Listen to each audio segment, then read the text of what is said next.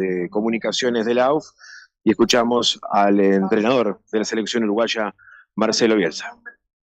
Y medio antes de hacer la pregunta, y por favor pongan sus dispositivos electrónicos en silencio. Primera pregunta, Rodrigo Vázquez. Y vamos a comenzar con la conferencia de prensa. Bueno, Marcelo, buenas tardes, por aquí adelante.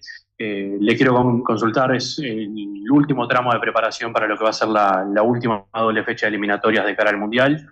La consulta es por dos jugadores que han estado en estos últimos días con alguna situación complicada en materia sanitaria. ¿Cómo está el capitán de la selección, José María Jiménez, que puede comentar a esta hora con respecto a este tema? Y cuánto lo ha tenido preocupado la situación de Maximiliano Araujo, que desde que arrancó esta temporada 2025-2026 no ha podido establecer cierta regularidad en lo sanitario. Muchas gracias. Bueno, el caso de José María Jiménez, él no va a estar disponible. Después del Mundial de Clubes se fueron encadenando algunas dificultades vinculadas con la salud deportiva de él. Pero bueno, es como si la pretemporada se hubiera extendido. Si no es ahora, será en el próximo contacto. Volveremos a contar con él. Y en cuanto a Maximiliano Araujo, tuvo un problema muscular hace 20 días y optamos por no convocarlo. Creo que antes del primero él no va a volver a jugar en su club. Y nos parece que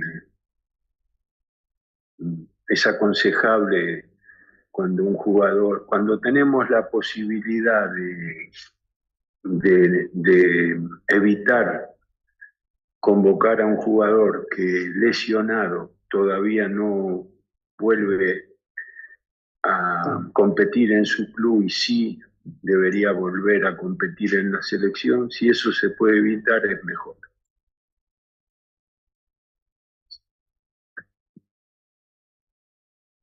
Allí están solucionando un temita de audio, el micrófono de Bielsa. Continuamos. Buenos días, acá le habla Leo Díaz de Telemundo del Canal 2, estamos en vivo precisamente para Telemundo. Lo llevo a algo que está ocurriendo en estos momentos, está debutando Darwin Núñez en el Al Hilal de Arabia Saudita, acaba de hacer un gol, está ganando 1-0 su equipo. La consulta es si Darwin charló con usted acerca de este paso en su carrera, acerca de esta decisión, y qué opinión tiene usted de que el 9 titular, o casi siempre titular, de la selección uruguaya juegue en el fútbol de Arabia. Muchas gracias. Bueno, no es una decisión en la que yo haya ofrecido mi opinión. Obviamente esa opinión de ese tipo uno solamente en caso de que sea requerida, y en esta situación yo no fui consultado y me parece totalmente lógico por una serie de factores, ¿no? Porque Darwin es un jugador que ya ha hecho en su corta edad muchos procesos. Llegó a Europa, pasó a un club portugués, pasó a uno de los mejores clubes del mundo y ahora pasa a un mercado que ha revolucionado el fútbol, ¿no? Porque ya no se puede decir que Arabia es un mercado de segundo nivel, ni muchísimo menos.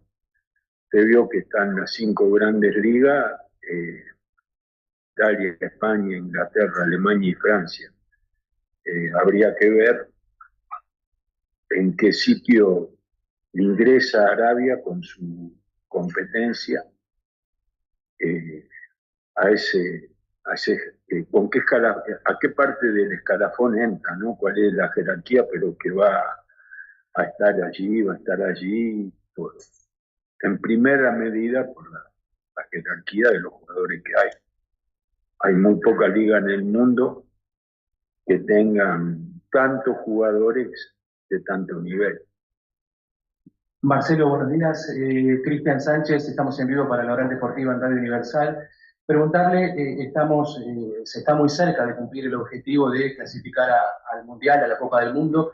En este camino ha pasado un poco de todo, usted lo ha analizado, a veces le ha gustado más el juego, a veces no tanto, en el medio suspensiones, también lesiones, pero ¿qué balance hace usted teniendo en cuenta de las cosas dentro de la cancha que usted ya alcanzó, está conforme, y qué otras cosas de repente necesita que el equipo debe alcanzar, sobre todo pensando en lo que viene, entre esas cosas el Mundial? Bueno, es una pregunta que yo me hice, no podía menos que hacerme esa pregunta, porque cuando uno gestiona un capital humano de tanta riqueza, tiene que saber por qué el rendimiento producido es menor al esperado. Entonces, la primera conclusión que yo puedo decir es que soy consciente de que mi gestión, que tiene como principal objetivo rentabilizar el material humano que me toca manejar en proporción a las cualidades que tiene, es un objetivo no cumplido. Si yo tuviera que calificar mi gestión, diría, miren, deberíamos haber obtenido más de lo que obtuvimos. Ahora las explicaciones son difíciles de dar, por la complejidad para transmitir las conclusiones que yo saco cuando analizo por qué sucedió lo que sucedió. Lo peor que puede hacer un entrenador es valorar equivocadamente aquellas expresiones que resumen su trabajo. Las expresiones que resumen el trabajo que yo hago son los partidos de fútbol. Entonces, voy a perder 10 minutos en explicar esto de la manera más breve posible y más sintética posible. Primero que nosotros, como acá hay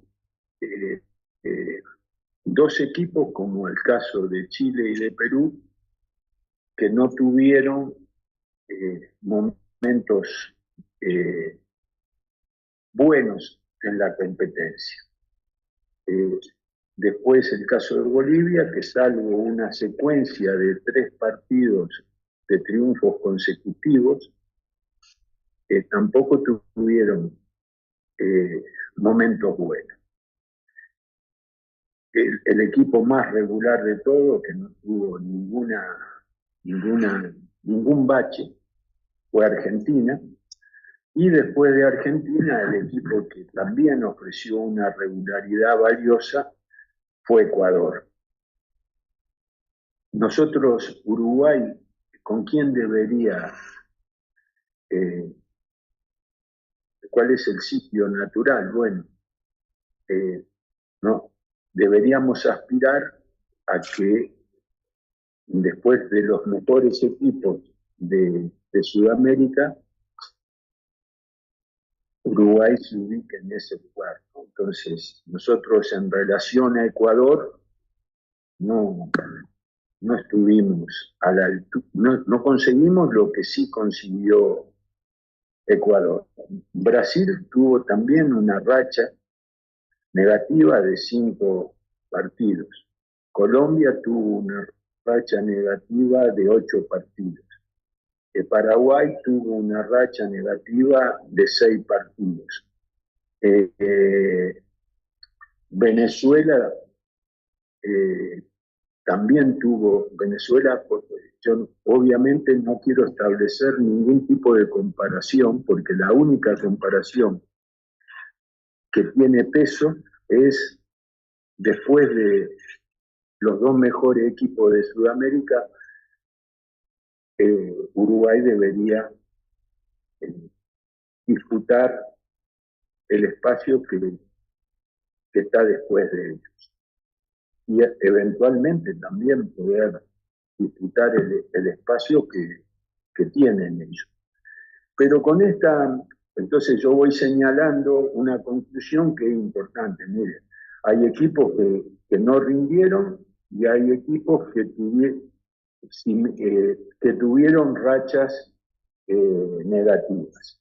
Nosotros también tuvimos un periodo de racha negativa. Tuvimos 4 partidos, el partido con Colombia y Brasil y otros 4 partidos que son los momentos de declive del equipo. Entonces, si tuvimos un muy buen comienzo, tuvimos 4 partidos negativos, 2 positivos y 4 negativos, está clarísimo que no, que la valorización no es buena. Yo les doy las explicaciones que las conclusiones de por qué yo creo que nos sucedió lo que nos sucedió. Para mí, lo que hay que considerar son 2 cosas. La calidad de los jugadores y el entusiasmo de los jugadores. Todos los demás aspectos son muy relativos. El entrenador, que yo diga que los demás aspectos son relativos, no quiere decir que, entonces usted, ¿qué está diciendo? Que usted no tiene responsabilidad. Si los jugadores son buenos y que están entusiasmados, el entrenador pareciera que no tiene injerencia en lo que sucede. Yo digo todo lo contrario. El entusiasmo de los jugadores lo propicia el entrenador. Y lograr que los jugadores jueguen proporcionalmente a las virtudes que tienen, lo propicia el entrenador. Quiere decir que no estoy diciendo, mire, si juegan línea de 4, línea de 3 delanteros, todas esas son, desde mi punto de vista, cosas que el entrenador maneja, pero que repercuten mínimamente para lograr el éxito y el triunfo, el plan A, el plan B. Para mí todas esas cosas no inciden. Ahora, si los jugadores están entusiasmados o no, eso es fundamental. Si los jugadores juegan de acuerdo a lo que son capaces o no, eso es fundamental. Y esas 2 áreas son cruciales en mí. Son las que definen a los entrenadores. Dicho esto, nosotros en todo este año y medio de trabajo, un objetivo claro es tener para cada posición un jugador, 2 jugadores que sean muy similares en el rendimiento. Pues, vamos a decir un ejemplo, Varela-Nantes. Objetivo cumplido. Juega Varela, es lo mismo que si juega Nantes. Araujo Jiménez. Entonces, en ese proceso, Uruguay logró no tener 22, pero casi hay 2 jugadores por puesto. Desde mi punto de vista, eso se consiguió alrededor de 18 jugadores, no se consiguió en esos 3 o 4 que todavía no se consolidaron. Entonces nosotros teníamos para toda la competencia 22 jugadores, vamos a ampliar la cifra, de buen nivel. Entonces eso es muy difícil conseguir en un equipo. Si ustedes ven las rachas, las grandes rachas, vea la racha de Paraguay, vea la racha de Ecuador, que son las cosas que yo voy analizando, porque yo no puedo permitirme pensar o no interpretar por qué Ecuador hoy, entre comillas, hoy tiene una valorización. Nosotros no nos ubicamos a la misma altura de Ecuador. ¿O por qué Paraguay hoy no nos ubicamos a la misma altura de Paraguay? Bueno, es buscarle explicaciones. Porque las explicaciones, ¿por qué las buscamos? Porque yo creo que Uruguay tiene todo el material necesario para ocupar estos lugares a las que en este momento no ha llegado. Entonces, una vez que, ¿cuál es la expresión más clara del entusiasmo? Más clara del entusiasmo. Los metros que corren los jugadores. Mire lo que le voy a decir, ¿no? Que estas son cosas que, mire, el que corre mucho no quiere decir jugar bien, pero el que corre mucho nunca juega mal. ¿Por qué? Porque tiene un estado de ánimo que activa las virtudes. Cuando un jugador tiene virtudes, lo que pone en funcionamiento las virtudes es el estado de ánimo. Y el estado de ánimo hace que el jugador intente, a través de la energía, activar todo lo que lleva adentro. Este circuito que yo estoy relatando es un circuito muy recorrido como para poder decirlo. Hay que ver cómo se interpreta. Si es muy probable que lo que yo diga se interprete, no, usted cree que correr es lo más importante. No, correr no es lo más importante. El entusiasmado corre, y el entusiasmado que corre activa sus virtudes. Ahí hay un proceso que es un proceso de mucho valor para que los jugadores logren su mejor expresión. Entonces, esto que yo les voy a decir ahora, que es el corolario de esto, son los 10 partidos que yo analicé con mucha minuciosidad. A mí me sobra tiempo, tengo mucho más tiempo que necesidades de trabajo. Nosotros trabajamos, competimos 10 días cada 3 meses. Entonces yo ese tiempo lo dedico a analizar cosas que en un club es muy difícil analizar porque el día a día roba la competencia, y en tratar de aumentar esos 22 a 33. Y también trato de imaginar a través de los grupos de sparring cómo funciona la retroalimentación del universo futbolístico de un país. Entonces, no sé, hoy leía en el diario Paz, no me acuerdo, un chico, un wing que juega en la Roma, disculpen, no me acuerdo el apellido. Bueno, yo veo cómo Argentina va, o cómo Scaloni va produciendo con muchísima mano izquierda, casi como con criterio de orfebrería, cómo va construyendo el futuro que hay detrás de la actualidad.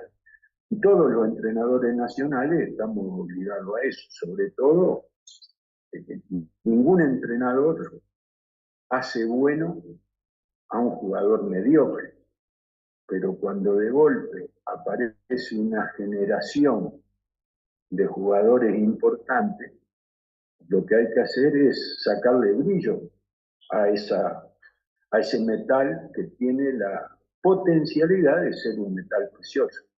Por supuesto que como el sub-17 no clasificó en el sudamericano, todo parece desvanecerse, pero ahí hay una generación llena de grandes jugadores, donde Uruguay, yo valoro muchísimo la gestión hecha alrededor de ese grupo de jugadores. Muchísimo, no importa para nada los resultados. El hecho de que haya jugadores que en los entrenadores de primera división, ya no de equipos de segundo nivel, sino de Nacional y Peñarol, los incluya, el volante de contención de Peñarol y el volante ofensivo de Nacional están articulados dentro del grupo de los mejores jugadores del fútbol uruguayo, pero no del fútbol uruguayo de equipos del tercio inferior de la tabla, de dos equipos que están en condiciones de competir con los mejores de Sudamérica. Y eso también es una cosa que el fútbol uruguayo está generando. Peñarol Internacional cada vez que puedan competir con los mejores de Sudamérica que han hecho toda la vida. Entonces, bueno, yo me doy cuenta de que yo no me guío por lo que pienso.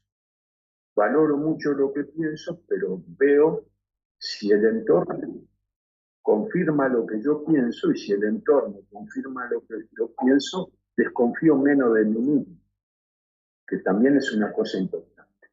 Entonces, bueno, me dispersé. Este periodo negativo de Uruguay, con esto termino, tiene 10 partidos. Yo les voy a comentar partido por partido. En el partido Uruguay-Paraguay, que es el primer partido de este ciclo negativo, cuando empatamos 0-0, Uruguay tuvo un 50% de ausencias. Es decir, tuvo que incorporar 11 jugadores que no son los que asumen habitualmente cada enfrentamiento. Le faltaron 11 jugadores. Y acá hay una cosa que también es útil que ustedes la conozcan. Nosotros evaluamos el rendimiento físico de dos maneras, porque el rendimiento físico tiene una repercusión superior al apartado físico. Cuando usted evalúa el rendimiento físico, está evaluando el rendimiento futbolístico. Eso es lo que es muy difícil de entender. ¿Me entiende? Porque ustedes van a decir, no, pero usted, ¿qué te está diciendo? ¿Que el rendimiento físico es lo mismo que el futbolístico? No, no estoy diciendo eso. Estoy diciendo que cuando el rendimiento físico es bueno, hay una gran posibilidad de que el rendimiento futbolístico lo sea. Entonces, nosotros, en cada partido, yo evalúo si corrimos por encima de nuestra media y si corrimos más que el rival. No sé si me entienden, porque de ese modo se evalúa esto que estoy diciendo. Nosotros, para los partidos donde destacamos, corrimos por encima de nuestras posibilidades. Nosotros tenemos una media de rendimiento físico. Corrimos por encima y corrimos por más que el rival. Soy claro en ese sentido, porque si no logro explicarme bien en ese sentido, los grandes partidos de Uruguay es porque corrimos por encima estuvimos en nuestra mejor versión física y superamos claramente al rival. Con Colombia corrimos, con Paraguay corrimos menos de lo que corremos habitualmente y no superamos al rival. Y nos faltaron la mitad de los rivales. También yo quiero explicar algo, porque como todo, hay que ver cómo se interpreta lo que uno dice. Porque una opción de interpretar lo que yo digo es decir, usted lo que está diciendo es que la culpa es de los que van del 22 al 33. ¿Me entienden lo que quiero decir? Si tenemos 22 para asumir la alta competencia y faltan 10, y eso lo interpretamos como una expresión de debilidad, la culpa es de los más débiles, del 22 al 33. Pero yo no estoy diciendo eso. Lo que estoy diciendo es que tenemos 22 y esos son los que compiten. Y la competencia de este nivel se adquiere compitiendo.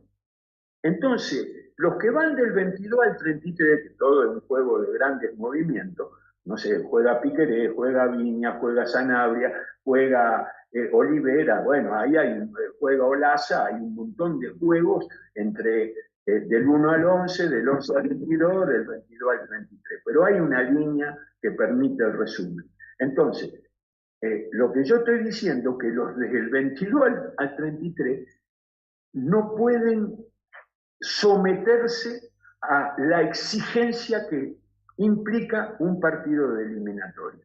Porque los partidos de eliminatoria, yo comparo los grandes partidos europeos con los grandes partidos de eliminatoria. Tienen un punto de unión muy claro. Es el ritmo y la intensidad con la que se juega. Entonces, en el partido con Paraguay, el primer partido nos pasó eso. Es decir, tuvimos 11 ausencias, no corrimos por debajo de nuestras posibilidades y no superamos al rival. Fuimos a Venezuela, tuvimos el 55% de ausencia, nos faltaron 12 jugadores. Superamos al rival, pero no superamos la media nuestra. Corrimos por debajo de nuestras posibilidades, y superamos al rival. Pero nosotros tenemos, para los partidos que destacamos, suceden las dos cosas. Por encima de nuestra media y superamos al rival. Aquí superamos al rival, pero estuvimos por debajo de nuestra media. Y para un equipo como es Uruguay, que está basado en la dinámica, superar nuestra propia media es muy importante. Vamos al tercer partido. Perú-Uruguay. 9 ausencias. Fuimos muy superiores al rival físicamente y no nos alcanzó porque volvimos a no superar nuestra media. Yo ya empiezo a sacar conclusiones. Podemos ser más que el rival, pero nuestro juego exige una dinámica sin la cual somos menos fuertes. Vamos al partido con Ecuador, aquí de local.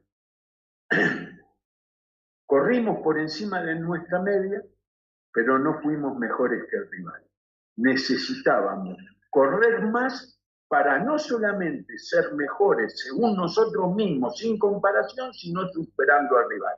Y tuvimos 8 jugadores ausentes, el 40% de ausencia. Vamos al partido con Colombia, donde nosotros por primera vez corrimos más que nuestra media y corrimos más que el rival. Y ganamos el partido. Aunque tuvimos un porcentaje de ausencia de 7 jugadores. Y yo voy viendo todo esto. ¿Por qué yo saco conclusiones? Porque digo, ¿cuándo jugamos bien? Y jugamos bien cuando corrimos más que lo que corremos habitualmente y cuando corrimos más que los rivales. Ahí impusimos nuestra superioridad. Vamos al partido con Brasil. Es un partido donde corrimos menos que lo que corremos habitualmente y menos de lo que y no superamos al rival. ¿Qué quiere decir? Y bueno, que empatamos un partido que no merecíamos empatar. Muy buen resultado, pero no un resultado como los que queremos construir. El resultado que queremos construir, por supuesto, ahí también hay 8 jugadores de ausencia. Entonces, si usted va viendo, en esta racha que estamos tratando de valorar, hay una media. En todos los partidos nos faltan entre 8 y 10 jugadores. Eso tiene influencia porque no podemos aspirar que aquel que no juega con frecuencia tenga el hábito competitivo del que juega con frecuencia. Y eso resiente el valor físico. Después jugamos el partido con Argentina, donde corrimos mucho nosotros, pero no corrimos más que el rival. Nosotros para imponer, ahí tuvimos solamente 2 jugadores ausentes. Ahí se agrava el análisis. Porque si nos faltan 2 jugadores, ya no tenemos cómo protegernos de ese resultado. Ese es un paso atrás, decididamente es un paso atrás. ¿Por qué? Porque teniendo la estructura global del equipo, la energía nos alcanzó para 30 minutos. De los 30 minutos en adelante decrecemos el nivel y no logramos.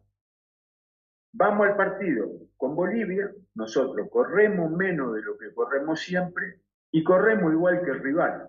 El rival, no, a pesar de jugar en el alto, nosotros corrimos menos y el rival no corrió más que nosotros. Y eso agiganta la conclusión de que si nosotros no corremos mucho, nos cuesta jugar bien. Vamos al partido Paraguay-Uruguay, nosotros corremos por encima de lo que corremos habitualmente, pero no corremos más que Paraguay. ¿Cuál es la lectura? Mirá, para superar a los rivales tenemos que correr mucho, tenemos que correr más que ellos. Y vamos al partido con Venezuela, que es el último, que es el mejor partido de todos los partidos que jugamos, porque corrimos, hicimos el mejor partido físico, hicimos la mayor diferencia en relación con el rival. Entonces, yo no sé, por la expresión de los que escuchan, uno se da cuenta si ha logrado o no transmitir algo que a los demás les resulte interesante. Yo creo que no. Por cómo interpreto a quienes me están escuchando, no siento que lo que haya, cómo se logra traducir o unificar lo que yo quiero transmitir. Porque finalmente lo que yo quiero transmitir es, miren, es muy importante distinguir entre los que asumen con frecuencia la alta competencia y su capacidad, ya no de cualidades. ¿Me entiendes? Sanabria, este chico Sanabria que está viniendo ahora, un jugador lleno de condiciones a todos los niveles, muy rico técnicamente, nadie corre, nadie tiene más ritmo que él, juega de lateral, de interior, de extremo, un jugador lleno de condiciones, lleno, física, técnica, de carácter, de intelectualidad, de comprensión del juego, todo. Eso no jugó nunca un partido eliminado. Entonces vos decís, ¿en qué condiciones está respecto de Viña, de Piquerés y Olivera? Está en desventaja porque los otros tienen una cantidad de situaciones vividas, verificadas y comprobadas que este chico no tiene. Entonces yo no estoy hablando, y aparte hay que ver si le toca y si aprueba. ¿Me entiendes? Porque después le tiene que tocar y después tiene que jugar como aprobar. No es solamente recursos, condiciones y cualidades, sino oportunidades y verificación de que la cualidad la lleven al campo. Porque también hay que entender una cosa, que un jugador tenga recursos y condiciones, no lo convierte. Hay jugadores con menos recursos que utilizan el 100% de sus recursos, que son jugadores mejores que jugadores con el doble de recursos que utilizan la mitad de lo que son capaces de hacer. No sé si soy claro en ese sentido. Entonces, bueno, volviendo a la síntesis, nosotros necesitamos correr mucho porque eso nos hace jugar mejor, rentabilizar nuestras virtudes. Necesitamos correr más que el rival y necesitamos de los jugadores que están habituados a la competencia máxima de altísima intensidad. Cuando se dan todas esas cosas juntas, somos un equipo. Cuando no se dan esas cosas, somos más débiles. Esto es una descripción que pone mi función muy en duda. Muy en duda, por lo que dije antes. Mirá, el entusiasmo después del entrenador y la proporcionalidad de las virtudes que el jugador usa depende del entrenador. Se habrán cansado de escuchar, este tipo me da confianza, me da seguridad, saca lo mejor de mí. Eso es el entrenador. ¿Me entiende? Este tipo me genera entusiasmo, yo cuando está hecho, o lo contrario. Este tipo me inhibe, este tipo me deprime, etcétera, etcétera. Bueno, sigamos.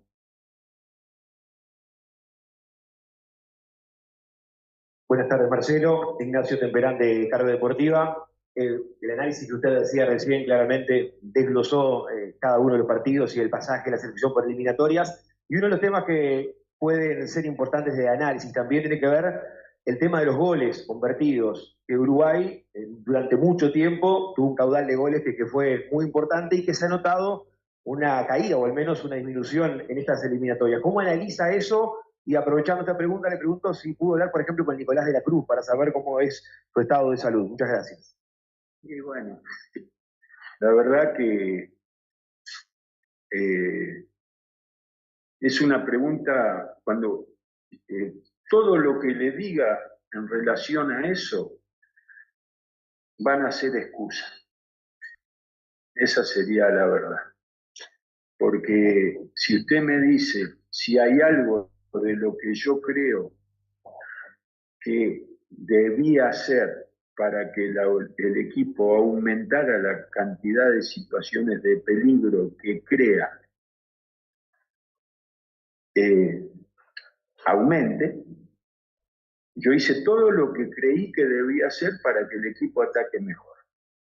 Y el equipo, como usted bien dice, no ataca bien. ¿Qué quiere decir eso? Que no di en la tecla.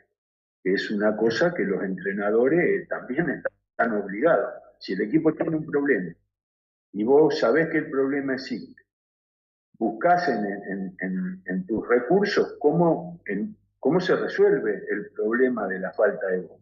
Yo busqué en mis recursos de qué manera he resuelto en toda mi carrera la ausencia de gol en un nuevo equipo y lo implementé. No funcionó, lo que quiere decir que me equivoqué en el diagnóstico.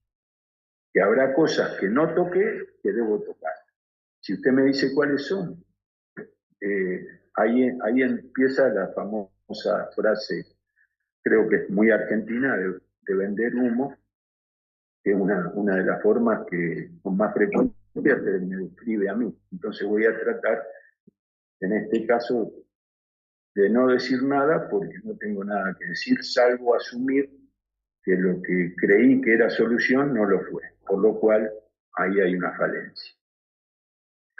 Desde la Cruz, mire, el proceso con De la Cruz es así. Él no va, si bien está reservado para esta fecha FIFA, no va a ser convocado. Le explico por qué. Porque evidentemente entendemos que está sano, lo hemos visto jugar en los partidos posterior a la curación de la lesión que lo inhabilitaba, y lo hemos visto sano. Creemos que es mejor que cuando un jugador está sano empieza a sumar minutos. De la Cruz ha jugado segmentos de 20 minutos, de 30 minutos, ha jugado 50 minutos en 2 partidos después que se volvió, pero nosotros creemos que lo mejor que podemos hacer es tratar de que él culmine ese proceso de reintegración al fútbol competitivo, que es jugar con cierta continuidad 90 minutos una vez por semana o 2 veces por semana, según las opciones que tenga, en su club. No forzar eso sin que él lo haya hecho antes en su club. Esa es la decisión que tomé ahora. Si él ese proceso no lo cumple en su club por cualquier motivo, porque a lo mejor no tiene la posibilidad, porque por cualquier motivo, yo como lo valoro muchísimo, como lo considera un jugador, un capital del equipo, si él no logra ese proceso en el club, trataré de ver la forma de cómo ayudar a que inicie ese proceso con la selección. Pero el problema con la selección tiene sus matices, porque o llega el lunes, o juega el domingo, llega el lunes y juega el jueves, como en este caso no se puede preparar, o hay que hacer una preparación para el segundo partido, que sí es más larga, pero todo ese aumento de la exigencia creemos que es mejor que lo complete en el club para luego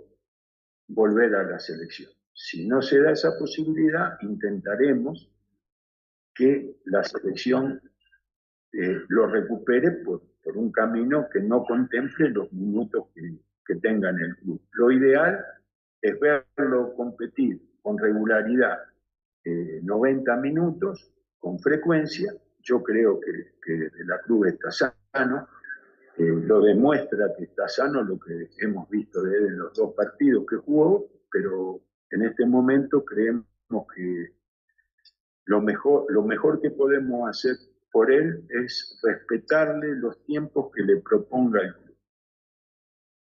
Marcelo, buenas tardes. Darío Alberti para eSports. Me quedé con algo de lo que dijo recién. En base a su explicación, dijo que su trabajo está en duda. ¿Está en duda, usted siente, por quién específicamente? Y aprovecho para preguntarle, desde su estadía en Uruguay, ¿ha visto alguna mejora futbolística estrictamente? Y no hablo acá de recursos, ni de infraestructura, ni demás, de la parte futbolística de lo que se ve en cancha en el fútbol uruguayo. Gracias. Yo estoy en duda, soy yo el que estoy en duda. Por supuesto que escucho todo ese tipo de cosas, pero sí, yo me doy cuenta de lo que está bien hecho y lo que no está bien hecho. También hay que ver cómo se evalúan estas cosas, ¿no? Hay que ver cómo se evalúan los argumentos que yo di. Pero si despejamos los argumentos, sí, las cosas se hacen bien o se hacen mal. Se mide por nivel de juego, se mide por resultado, y dentro del nivel de juego se pone el acento en la creación. Defender bien es más fácil que atacar bien. Nosotros tenemos una merma en la creación de fútbol ofensivo, tenemos una merma en la obtención de resultados, pero paralelamente, bueno, jugamos, por ejemplo, contra Venezuela, desde mi punto de vista, un gran partido. Ya sé que yo diga un gran partido con Venezuela a un país que tiene la historia que tiene Uruguay, le suena mal, pero para mí es muy importante que el último partido hayamos construido una actuación que valoramos mucho y que está dentro de las mejores que hicimos. Y sí, la verdad, sí creo, pero bueno, eso, no sé, yo veo fútbol uruguayo, yo creo que hay un avance en la liga. Pero no me considero la persona adecuada para opinar. He visto aún el clásico que Peñarol le ganó 3-0 a Nacional. Yo vi momentos de los 2 equipos que se parecen en dinámica, porque jugar rápido o jugar lento, que también las miradas tradicionales le restan peso a la velocidad del juego como un factor decisivo. Hoy jugar rápido es muy importante y lo voy a explicar porque, mire, el fútbol tiene una cosa muy difícil y la más importante: desequilibrar para atacar. Desequilibrar quiere decir que vos tenés un montón de jugadores enfrente y los vas eliminando y tenés menos jugadores entre la pelota y el arco rival, o tenés más jugadores entre la pelota y el arco rival. Soy claro en lo que quiero decir, es el principio del ataque. Cuanto menos jugadores haya entre la pelota que vos posees y el arco rival, más opciones tenés de crear peligro y de que se agreguen jugadores para aumentar la diferencia numérica. Todo eso tiene una alternativa, gambetear, que es lo mejor. Entonces, si vos tenés un jugador como el win del Barça, que vos le das la pelota, no le importa si hay 10 jugadores frente a él o si hay 2. Si hay 10, gambetea igual que si hay 2. Entonces ese tipo resuelve el juego ofensivo con independencia de cualquier análisis de ese tipo. De cualquier análisis. Rompe el análisis. Mejora a su equipo porque elimina rivales por sí mismo sin la ayuda de nadie. No necesita ni de grandes pases porque le dan pases laterales y la recibe y se lo gambetea todo. Bueno, lo mismo que Messi, por decir algo, lo mismo que los jugadores desequilibrantes. Mbappé o Cristiano Ronaldo necesitan de habilitadores, pero tanto Messi como el win del Barça no necesitan de habilitadores, son pases transversales con el rival enfrente. Entonces, si usted tiene ese recurso, todo lo que tenga que ver con el funcionamiento no importa. Pero si usted ve los partidos hoy, los partidos son 11 jugadores frente al área propia, los defensas centrales del equipo que está atacando por delante del círculo central, con 60 metros a la espalda, y no hay por dónde entrar. Entonces, ¿cómo se hace para entrar? Vos tenés que llevar rápido la pelota, ¿sí?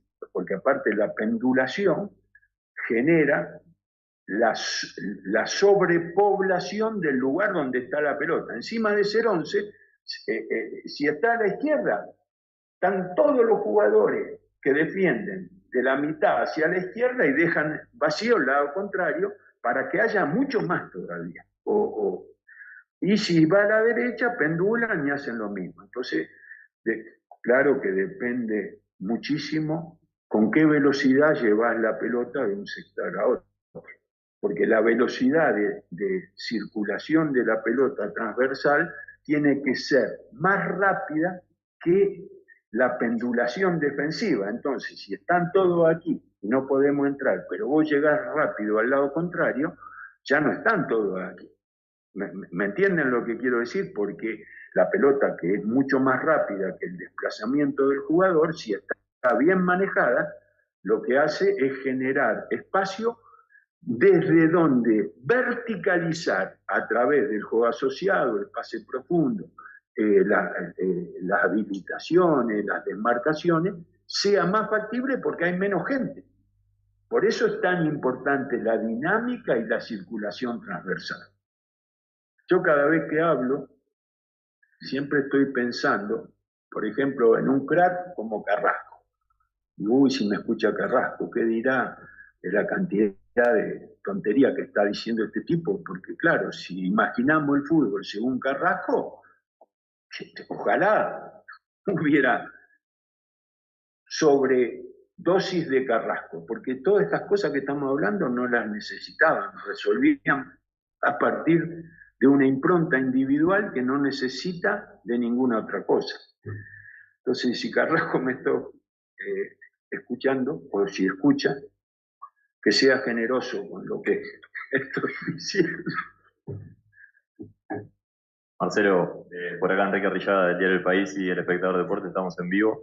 Usted hizo mención al correr por encima de la media y hizo mención a correr por encima de la media de lo que corre el equipo y del rival. ¿Cómo ataca el cuerpo técnico de la selección esa falencia que ha tenido Uruguay en varios partidos, teniendo en cuenta que a los jugadores los tiene muy poco tiempo a disposición?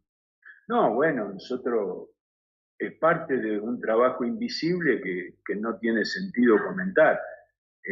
Nosotros evaluamos el rendimiento de... ¿Cómo se evalúa un jugador? Nosotros trabajamos sobre 40 jugadores. A ese jugador se lo analiza en su rendimiento físico, hay 5 cualidades: distancia total, intensidad, sprint, aceleraciones, desaceleraciones, velocidad máxima. Esos son los aspectos, ¿no? En cada jugador nosotros vamos viendo la media que tiene. Por eso, aparte, cuando vos haces 40 análisis, 80 análisis semanales, porque juegan casi todos 2 veces por semana, empezás a ver patrones. No es lo mismo lo que corre Bentancur que lo que corre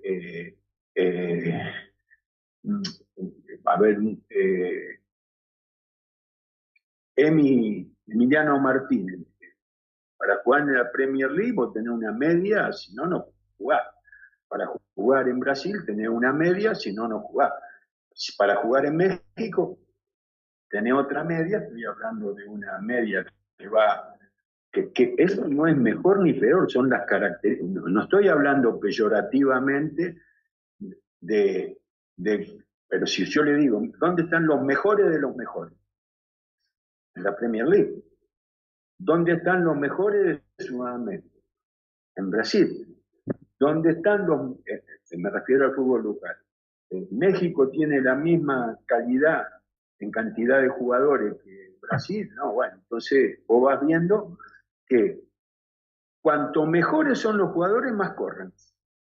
Entonces, nosotros que trabajamos sobre la Premier, sobre la Liga Española, sobre Portugal, sobre Brasil, etcétera, etcétera, bueno, cada partido vemos si el jugador está por encima o por debajo de su rendimiento. Y aparte vemos un compacto de 15 minutos que después se hace un poco más pequeño con lo más sustancial. Y cuando vemos que el jugador empieza a declinar en su rendimiento, por eso cuando yo le digo, mire, ¿y usted dónde sacó que el que juega bien, que el que corre juega bien? No lo inventé yo, no es una frase mía. Veo que es muy difícil que haya un 7 con una con una flecha para abajo de rendimiento físico. ¿Me entiende? Nosotros clasificamos las dos cosas a la vez para ver cómo interactúa el rendimiento físico con el rendimiento futbolístico. Por supuesto que usted a lo mejor hace lo mismo que hago yo y ve algo distinto. En vez de un 7 pone un 6. Lo que no se puede variar son los rendimientos físicos. Entonces, si corre 10.000 metros es una cosa, si corre 11 otra, y si corre 12 otra. Si usted corre 700 metros de intensidad una cosa, si corre 900 otra, si corre 500 otra. Si hace 300 metros de sprint es una cosa, si hace 500 es otra, y bueno, hacer más de 500 es imposible. Si hace 100 aceleraciones, todas esas cosas pareciera que esto no hay ninguna sabiduría. ¿Me entiende? Si usted se pone a hacer eso, usted es periodista, se pone a hacer eso, un año sabe más que yo de eso, que hace 10 años que leo y trato de encontrar patrones, y esto no, que yo diga todo esto no me hace mejor, lo hace cualquiera que tenga perseverancia en la observación de los datos. Es muy importante esto que le estoy diciendo, porque si no pareciera que uno se describe como un rara avis o como alguien que está por encima. No, esto es leer, ver, comparar, sacar conclusiones. Entonces yo le digo, mire, yo cuando veo por encima de 7, es muy difícil que no tenga una flecha así o así, vertical hacia arriba o en diagonal hacia arriba en un rendimiento físico. Entonces ya sé que para los que juegan bien, corren mucho. ¿Me entiendes? Sé lo que se corre en una liga, en la otra. Cuando veo que un jugador pasa 5 partidos por debajo de su rendimiento físico, y cuando veo que un jugador pasa X cantidad de tiempo sin tener actuaciones destacadas, cuando veo otra cosa que registramos toda la semana, el peso, porque el peso es una cosa extraordinariamente valiosa, porque un tipo que está ¿cuál es el peso ideal de un jugador? Lo que se habla, el peso ideal, y cómo medir. Para mí el peso ideal, yo lo construyo con el jugador. Busco un segmento donde haya jugado un mes seguido bien y veo cuánto pesó. No importa si es mucho o es poco. ¿Me entiendes? Si vos jugás bien, ese es tu peso ideal. Si jugás bien con continuidad. Cuando ven, entonces, ¿por qué el peso es tan importante? Porque un jugador que está fuera de peso come de más, lo que habla de ansiedad y lo que habla de falta de profesionalismo. No registra que el exceso de peso lo empeora. Aparte es súper comprensible, porque ¿qué te dice un jugador? Escúchame, si yo con lo que gano, que no sé cómo gastarlo, no puedo ir 2 veces por semana a comer con mi mujer al restaurante, decime para qué vivo. Sí, está bien, esa es una realidad. La otra realidad es el peso que que te hace mejor jugador. Entonces, cuando vemos que hay problema de peso, pero hay un contacto toda la semana con los nutricionistas, cuando vemos que hay problemas de rendimiento físico, de rendimiento futbolístico, preguntamos si pasa algo. Con eso es suficiente. Más no corresponde hacer y más no se puede hacer. No corresponde porque de ningún modo hay que correr el riesgo de invadir la independencia, autonomía de un club, sobre todo cuando no tenemos la vivencia del día a día, ¿no? Pero es una forma de estar en contacto, de que el jugador sepa que nos interesa y le vaya bien, que nos preocupa cuando no le va bien. Si usted le quiere poner otro título, como tenemos tanto tiempo, algo tenemos que hacer. Nos dedicamos a hacer todos estos experimentos. Por acá. Buenas tardes, señor Bielsa, Javier de León. Vamos que vamos, Cadena Celeste, Claro Sport. Hay que elegir preguntas porque esto estaría para charlar mucho más y sus respuestas además dan lugar a repreguntas, pero voy a ser sintético en la pregunta. Quiero hablar o preguntarle por el Mundial que se nos viene. 2 consultas. Una, usted recién habló de 22 jugadores. Sumando los 3 goleros, en su cabeza ya tiene 23 jugadores para la lista del Mundial. Sí. ¿Mejor 26 o 23? Aprovecho. Esa es una gran pregunta. Contéstela usted. 26. Pero contéstela usted, que es lo importante, no es lo que digo yo, que es anecdótico. Yo siempre contesto aquello en lo que observo. Miren, se lo digo así, para que se dé cuenta por qué hay veces. Yo le voy a plantear a usted, a su sentido común, esta cuestión.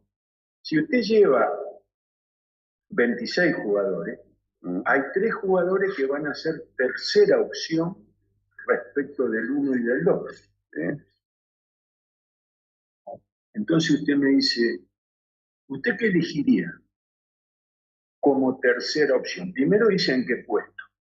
Voy a poner, tengo 3 puestos para poner terceras opciones. ¿Usted qué haría? Una vez que decidió los puestos, ¿pone al tercer mejor o pone a uno que asuma que es el tercero? ¿Entiende la pregunta? No. Entonces usted tiene a Varela y a Nández. Entonces, ¿cuál es el mejor tercer lateral? Tal nombre. ¿Este es el mejor tercer lateral? Sí. Llevamos a ese o llevamos a un cuarto que esa condición de ser tercera opción, que es muy difícil ser tercera opción, pero también encierra la posibilidad de revertir. Llevamos al cuarto que se siente orgulloso de ser tercero, o llevamos al tercero que está molesto por ser tercero. ¿Qué haría usted? Lo que pasa es que esto es más dinámico y no siempre tan esquemático, primero, segundo. Usted me imagino que va a llevar a alguien de ofensiva más y va a ampliar el espectro de ofensiva, porque después ese tiene más posibilidades. No, pero eso usted me está diciendo una cosa muy inteligente por otra parte, porque yo no le digo muy inteligente para congraciarme con el medio, usted representa el periodismo. Yo, si hay algo que he evitado toda mi vida, es congraciarme con el periodismo. Pero ¿por qué le digo que es muy inteligente lo que usted dice? Porque es cierto lo que usted dice. Los que peores juegan son los delanteros. Y usted dice, ¿y de dónde sacó que son los que peores juegan? Mire los cambios. Mire los cambios y usted se va... ¿A quién sacamos? Sacamos normal, un porcentaje alto de las sustituciones tienen que ver con la merma del rendimiento. Si los que más salen son los winners, los centroatacantes y los volantes ofensivos, está claro que son los que peor juegan. Pero los que peor juegan, porque es el lugar del campo donde más cuesta jugar bien. ¿Me entiende? Defender siempre es más fácil que atacar. Perfecto. Entonces, cuando yo le digo, mire, usted pensó, papá, no sé si pensó, a lo mejor este razonamiento no lo hizo, pero este es el razonamiento que define que es mucho mejor llevar atacantes de sobra, porque como ahí va a haber más espacio porque juegan peor, pero esto no inhibe, yo se lo digo por experiencia personal, que hay terceros suplentes que suman y hay terceros suplentes que no suman. ¿Me entiende? Y después empiezan las argumentaciones. ¿A usted le parece que el otro día veía, bueno, no pongo ejemplo, que se puede desestimar tanto la sustitución de un jugador? Y que yo siempre digo, comento, mirá, vos sos jugador, yo soy entrenador, vos tenés que jugar, yo tengo que tomar decisiones sobre vos. Yo nunca voy a ser así cuando vos pateás afuera y te perdés un gol hecho. Ahora te pido por favor que no hagas lo mismo con mis decisiones, que es mi trabajo. Si vos cada vez que yo saco a uno va a hacer lo que hacen los jugadores, que patean la botella, que ya tiran la camiseta sin la más mínima sentido de lo que están ofendiendo, bueno, eso no puede funcionar, ¿entiendes? Ahora, hay tipos que... entonces, ¿cuál es la explicación? Y sí, con 200 pulsaciones no me controlé. Y sí, está bien que quiera jugar. Puedes, me enojaría si no te enojas. Mire, toda esa hipocresía, ¿me entiende? Todas esas hipocresías que justifican lo que es inadmisible, ¿me entiende? Porque primero yo soy profesional y el jugador es profesional. Yo siempre le digo a los jugadores, muchachos, todas mis decisiones son equivocadas. Nunca yo voy a resaltar una equivocación de ustedes. Les pido que no resalten las mías, porque si no, no podemos convivir. Porque la convivencia está basada en que yo acepto tus errores sin señalarte públicamente y a cambio te pido que todo lo que me tenga que decir, mire lo de Ancelotti. Ancelotti le dijo, si alguien tiene algo que decir, yo atiendo el teléfono de todo el mundo. Estamos hablando de Neymar, de no me acuerdo qué otro jugador no citado. Entonces, ¿qué significa eso? Lo que significa eso es que la resolución del conflicto tiene que ser interna. ¿Me entiende? Porque es saludable para los intereses del grupo. Mire, hay una cosa que me pareció extraordinaria, que la leí hoy. El entrenador de España, parece que Yamil, ¿cómo se llama? Lamine Yamal.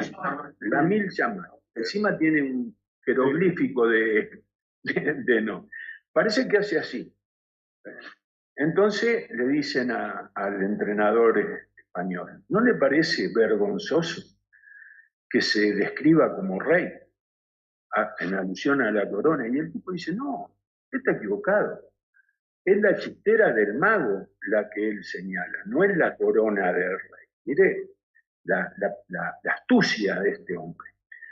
Y dice una cosa que a mí me digo, pucha, qué lástima que la tenga que decir. Porque yo cuando escucho algo, yo cuando comunico, no en este ámbito, siempre cuando comunico digo, todo lo que digo se lo copié a alguien. Entonces puedo hacer propio conceptos ajenos.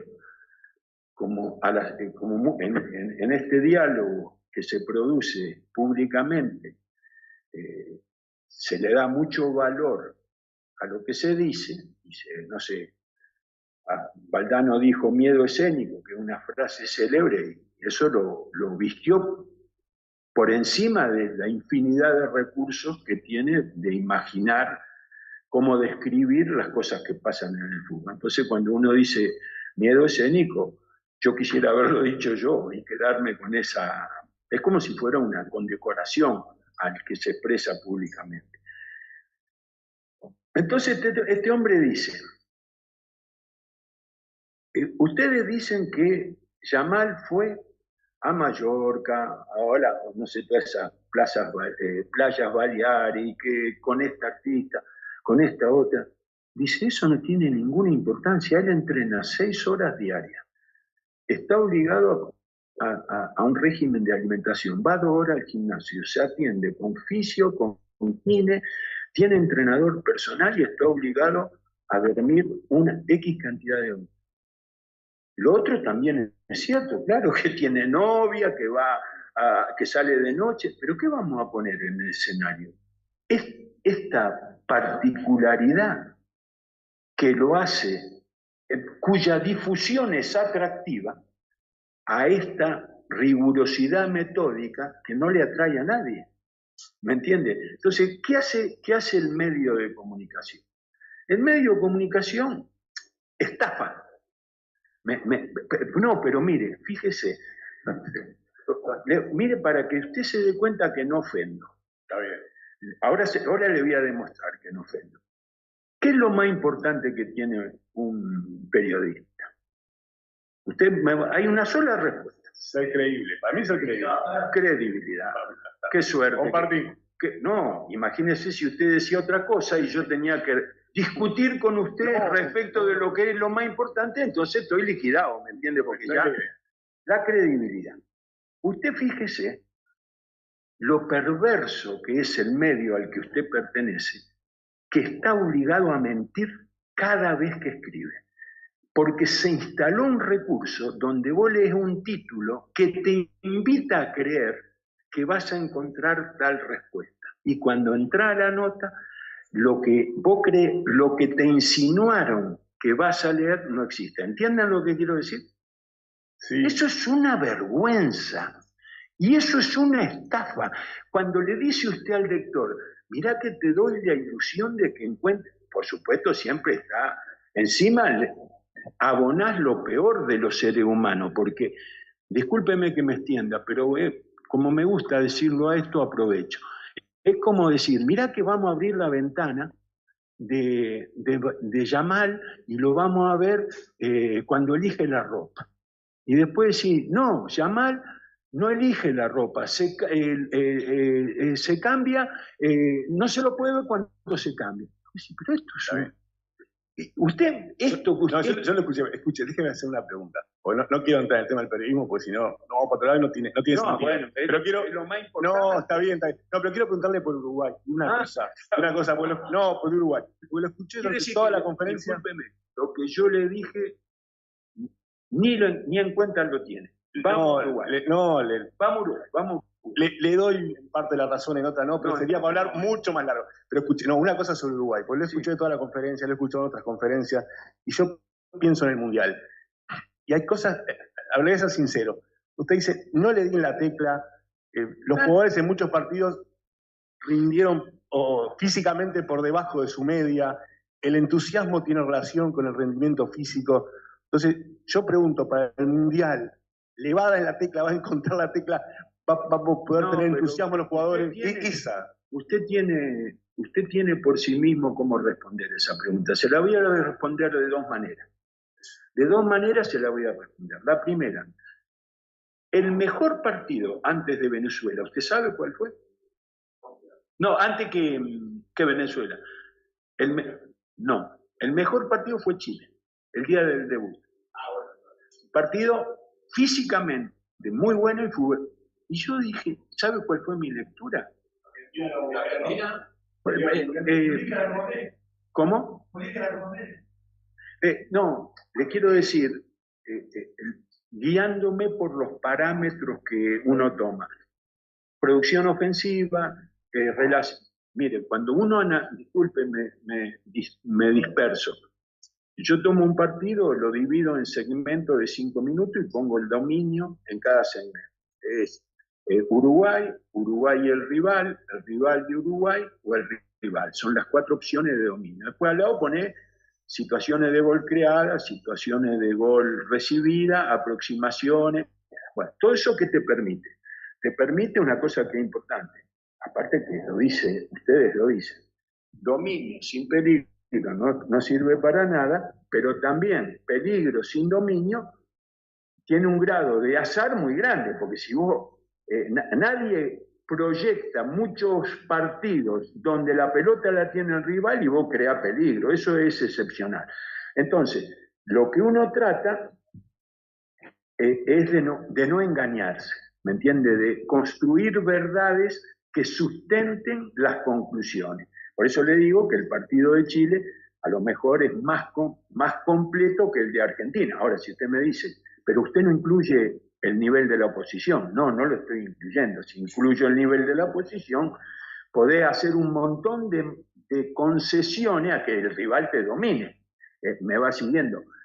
Pero para responder la pregunta, usted tiene la respuesta. Primero, que yo no tuve ninguna influencia en el partido con Chile. El primer partido. Los jugadores decidieron que ese era el partido y fue el partido. Y si le digo lo de Venezuela, ¿qué voy a decir? Había que ganar o ganar, y ganaron ellos. ¿O se cree que yo pienso que gané yo? No, yo no puedo pensar que gané yo. Que fue producto de mi labor. Fue producto de esa tensión frente a lo indispensable, ¿me entiende? Frente hay que ganar o ganar. Y se ganó dentro de lo que yo propongo, sí, lo tengo que decir, porque se ganó corriendo e intentando jugar. Y tratando de atacar lo máximo que se pueda. Pero usted lo va a conseguir. Y usted la Copa América la quita del análisis, porque la Copa América es un tercer puesto que podría haber sido sin ninguna dificultad disputar la final con un rendimiento futbolístico que no fue superlativo, pero que sí fue un tercer puesto merecido. ¿Me entiende? Entonces nosotros ya pasamos por un proceso largo de preparación para una competencia y lo aprobamos a ese, salvo que usted me diga no. La calificación en Copa América yo la considero desaprobada. ¿Usted cómo la considera? No crea. No, bueno. Pero yo no me acuerdo. Pero si usted dice de más a menos y jugamos con Panamá y Bolivia, es muy fácil ir de más a menos. Yo le puedo decir, mire, nosotros merecimos perder con Colombia, le ganamos justamente a Estados Unidos, competimos con Brasil, sí. Si usted me dice, pero no jugamos bien, sí, jugamos bien contra Panamá y con Bolivia. Porque entonces descartamos el nivel de oposición, la jerarquía del rival como un elemento para definir, acentuar lo que está bien hecho. Si usted juega bien contra Brasil, si usted juega más o menos contra Brasil, es mucho más importante que meterle 5 goles a Bolivia. Entonces, pero bueno, no importa, son matices. Yo, lo que le di, usted me dice, ¿qué seguridad tiene de que va a conseguir en el Mundial lo que está diciendo que no consiguió? ¿Qué sé yo? Yo daría la vida porque en el Mundial suceda lo que usted quiere que suceda, ¿me entiende? Lo que pasa es que somos enemigos, opositores, ¿me entiende? Yo ya sé que usted va a estar de acuerdo si ganamos y que tiene la obligación de dañar si perdemos, porque eso... Y sí, mire, por lo menos... Es que es muy difícil, ¿sabe por qué? Porque usted se queda afuera si hace eso. Bueno, yo también estoy afuera. Listo, quédese tranquilo, yo también estoy afuera. Estamos en lo mismo. Voy a hacer lo imposible por no saber quién es usted para no establecer un vínculo de simpatía. ¿Me entiende? ¿Qué es lo que yo hago? Si usted me pregunta si conozco a alguien, no, porque tengo miedo de querer a uno por identificación y de rechazar otro por disidencia, porque las dos cosas entorpecen la relación. Y le voy a decir una cosa, mire, yo en todos los países tenía una cara amable de un periodista. Entonces yo entraba y veía todo la oposición, pero miraba mi cara amable. ¿Me entiende? Siempre uno busca su cara amable. En el vestuario del Athletic de Bilbao, que era un lugar complejo, porque ahí hay una presencia del grupo monumental, yo ser vasco, la madre, es casi como ser uruguayo. No, ser uruguayo es casi como ser vasco, diría. Entonces yo había un fisio, Alvarito, que me quería mucho. Entonces yo entraba y en vez de mirar a todos los buitres que me querían comer, lo miraba a Alvarito. Digo, todos me quieren como me quiere Alvarito. Y en Chile tenía No, acá no conozco a nadie. No, acá no tengo ninguna cara amable. Por eso pero no porque me hayan hecho nada, ¿eh? Yo venía hoy hablando con Jorge y le digo que acá no existe. No es que no exista, mire, le voy a decir lo que pienso. Por más esfuerzo que hacen los medios de comunicación, el público no le da bola. ¿Me entiende lo que le quiero decir? No, ¿en qué sentido no le da bola? El ser uruguayo es un ser, desde mi punto de vista, muy difícil de contaminar en todo este circo que está montado. ¿Me entiende? Usted tiene que darse cuenta que hay un circo montado que es monumental. Se ve claramente que que los valores tradicionales han sido sustituidos. ¿Usted lo ve a eso? Mire, le hago de nuevo la pregunta para quién. La pregunta es, los valores tradicionales, aquellos que su familia le suministraron a través de la educación a usted, no son los mismos de los que los actuales. Están permitidos unas alteraciones a la ética, a la integridad, a la preocupación por el otro, a la generosidad. Porque cuando un tipo te dice, mi vida está acá, ¿qué está diciendo? Todo lo demás son prescindibles. Cuando un tipo dice, mi vida está en el teléfono, no necesito otra cosa que no sea el teléfono, listo. ¿Usted escuchó alguna vez eso? Bueno, eso sabe que quiere. Bueno, pero entonces usted no me concede nada, salvo que yo lo arrincone. Si hay una sociedad. Pero ¿sabe lo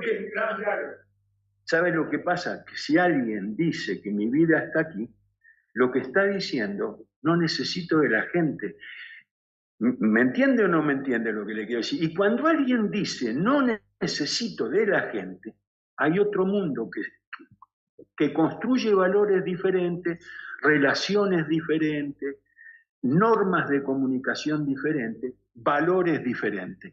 Entonces, como eso es lo que sucede, eso es lo que sucede, ¿me entiende? Y es muy difícil. Yo estaba llevando toda la organización de lo que iba diciendo y ahora se me cortó y no sé por qué. Pero, bueno, qué sé yo. Ahora no sé bien para dónde iba, pero iba para algo que era tan contundente para llegar a conclusiones. Bueno, ¿qué va a ser? Habrá que revisar. Le agradecemos al entrenador de la selección uruguaya y a los periodistas. Compañeros, de esta manera acaba de finalizar la conferencia de prensa de Marcelo Bielsa, previo a la última doble fecha de eliminatorias. Bueno, se habló de todo, mucha conclusión, los escuchó. Bueno, muy bien, impecable Pepe Temperán con la conferencia de prensa. Se generó, Pepe, no sé si nos estás escuchando, pero se generó un par de momentos, está bien, de alguna rispidez, pero también un par de momentos de muy buen clima, ¿no? Sí, Oscar, realmente, bueno,